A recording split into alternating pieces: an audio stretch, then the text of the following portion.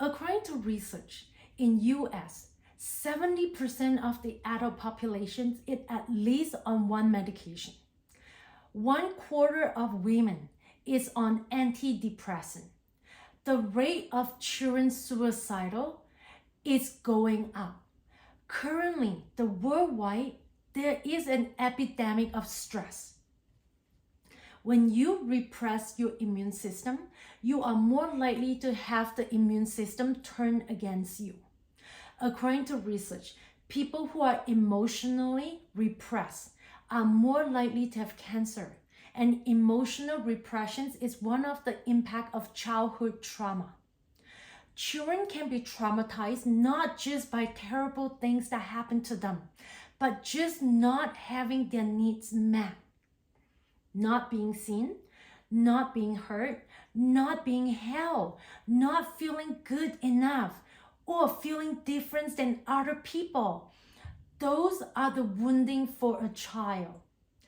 One of the questions we in this society tends to ask each other, and yet also the questions that we tend to brush it away and minimize the intentions and the importance of that question is, how are you? That questions really have many dimensions in me. And as of today, when I'm doing the recording, it has two dimensions in me that show up. And I believe it also for many people. Many people, when you ask them, how are you? They would just say, oh, I'm good. And that's it. That's the end of the conversation. But are you really good? Or you minimize the intentions, the importance of that question. Today, to answer that question, how are you doing? I would say I feel inner peace. A few months ago, I would say I was nervous, I was anxious, and kind of having a self-doubt of not feeling good enough, feeling being different, and having self-criticisms on myself, which accompany of emotions in my body, such as nauseous, shaking hand, worry. My mind was ramping up like crazy. I'm not able to do meditations for more than 5 minutes. When we acknowledge that and name that emotions, announce it and articulate it, it will restore our balance and not let that emotions take over ourselves. Because when we do that, we release that emotions from the emotion center of our brain to the much more rational center of our brain. That mid-frontal cortex of our brain has insight, has social connection, has awareness, which is often going offline as soon as we have our emotions like anxiety, anger, stress, when they take over us. So the more trauma you experience as a child, the more likely that it is to happen to you. And that insightful capacity, the executive functions, get taken over by the deeper emotional dynamics. So one of the benefits of meditations is to restore that executive function, not to let the emotions take over us. And is in my video in the past, we talk about the fastest, easiest way to reprogram your mind is to regulate your brainwave. And a lot of times people say to me, what you say saved my life. I was thinking, maybe I should go back and study my material again, learn what I teach, because many times I'm quite capable of giving a lot of advice, which like many of you do, and dispensing wisdom that I don't truly, fully follow them myself. And that was in my case a few years ago, where I got very stressed, or even a few months ago when I could not focus on meditating. And when I get very stressed and I'm not listening to my gut feeling, guess what? My body will start saying no for me. I can be the type of people who say yes to everyone and ignoring my own needs, leaving myself drained. So it really takes practice. Take practice. Because we all have the compulsions to try to get something from the outside to feel the emptiness inside. I have many, many clients who came to me and told me that when they were young, their dreams were to become a millionaire. And once they achieved that dream, they were still left with their internal demons. And now they're suffering with depressions. And they come to me because they were depressed and they do not even know why. Because they achieved their big dream to become a millionaire. This is a very common lesson for many of us. Because in life, there's two ways to wake up for human.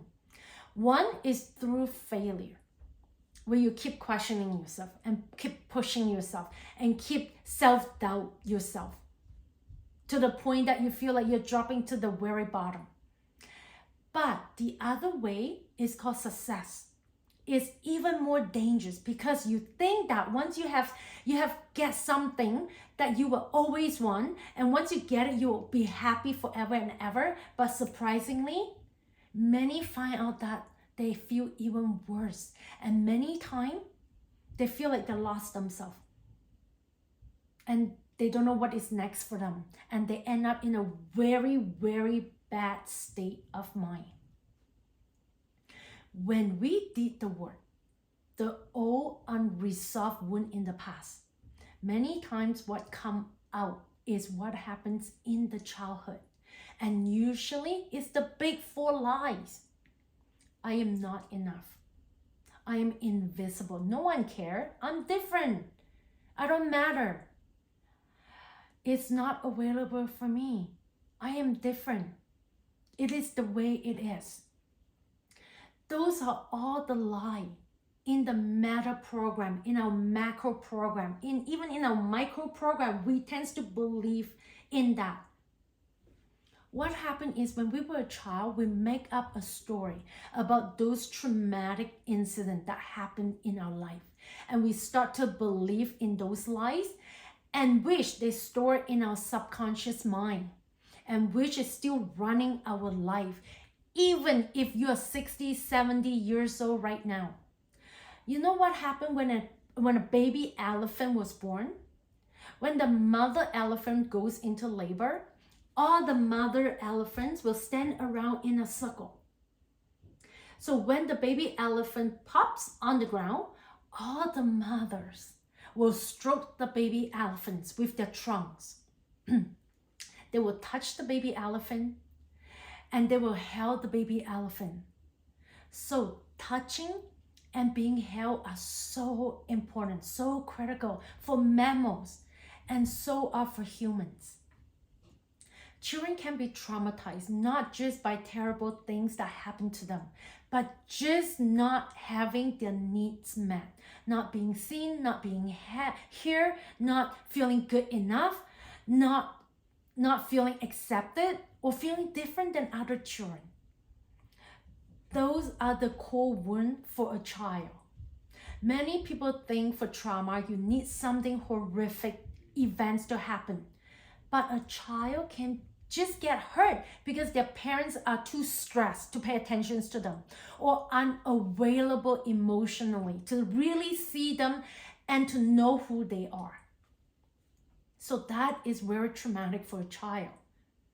And from my experience coaching for many women, beautiful women sometimes can have very hard time too, because they never know if somebody want her for who they really are, or they are just attracted to them because of their physical feature. Until we connect to our gut feeling, then our gut will tell us what is real and what is not. But the problem for many of us that is we get disconnected from our gut feeling at a very young age, because we were taught to build an intellect and ignore our gut feeling.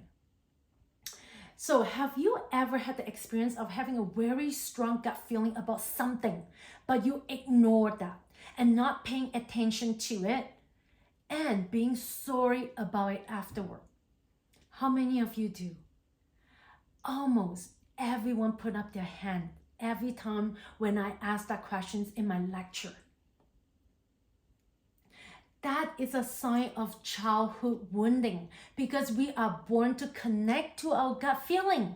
No baby is disconnected from their gut feeling. Something happened to us to make us feel disconnect. Physiological speaking, our heart has a nervous system, and that is connected to the brain. And there is a kind of knowing in the heart. Some people may say, I know it in my heart. They did if they're connected. Gut feeling are what all animals have, possess. It warns them of danger or when it is safe or is not safe. The gut is also connected to the brain, and it actually sends more connection to the brain than the brain sends to the gut. The gut actually has more neurotransmitter than the brain does. So the gut are here to tell us about what is safe and what is not. So when the brain in the gut and the brain in the head are connected, we are grounded. We are very present and we're very aware of what is going on surrounding us. But when childhood traumas come in and interfere with those connections, which they do, then we start to just work from up here in the brain.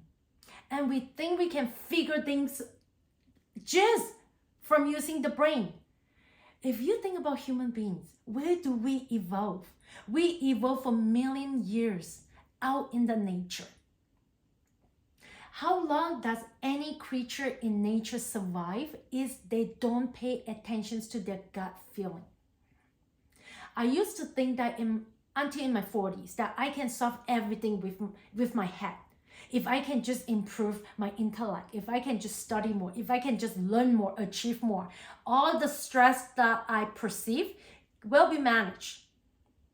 I had a very good coping mechanism, just like many of you, just as working hard, getting people attentions by solving every single person problem and be in the center of the attentions. And that eventually break me down. And do you know, according to research, women has 80% of the autoimmune disease in the society, which is the disease where the immune system attack the body. It happened to women much more than men. Why? According to research, those diseases tend to happen to people who are compulsively concerned with the emotional needs of others rather than their own. Identify with the duty, role, and responsibility. They tend to suppress their healthy anger, so they tend to be very, very nice and peacemaker. They tend to believe that they are responsible for everyone's feeling, and they must never disappoint anybody. Those are fatal beliefs. These are the people, according to research, that tend to develop autoimmune disease. So in this society, women are more acculturated program to be the pacemakers, the caregiver, to suppress their healthy anger. So in my culture, it says that if you want to be the perfect wife, the perfect woman, you have to serve everyone. Put yourself last. You are the peacemaker. You are the heart of the family. So you have to do everything for everyone. And we suppress our anger. So for many years, a lot of women who came to see me, they actually have resentment in themselves and they're not even aware of many times. So for years in my relationship, I was walking on nutshell because I was the person who did not take care of, if I did not take care of my spouse need and whom he expect me to take on the role as a wife and as a mother to attend his need. If I don't, he gets so mad and he will scream, he will yell. And I was so scared because I'm so afraid that he will scare the kids. And I have to grow up and I have to learn myself. I was programmed as a child to take care of everyone's needs but mine. And I carried that into my relationship. And so today, I want you to assess, what role have you been taking on into your marriage? And in my next video, I'll talk about how that impact your marriage and your relationship moving forward if you take on the caregiver role and you suppress your healthy anger. I'll see you in my next video.